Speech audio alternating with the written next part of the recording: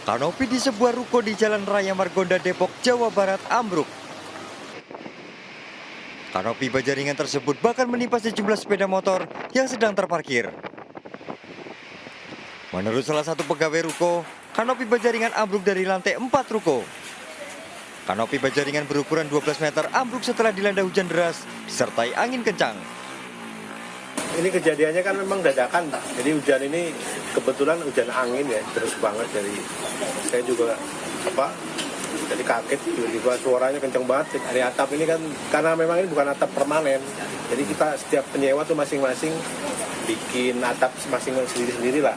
Jadi bukan atap yang memang permanen dari bangunan awal, bukan. Makanya ini sifatnya mungkin kurang kuat lah. Ketika ada angin yang kurang kencang sedikit gitu ya, dia langsung terbang. Tidak ada korban jiwa dalam peristiwa tersebut.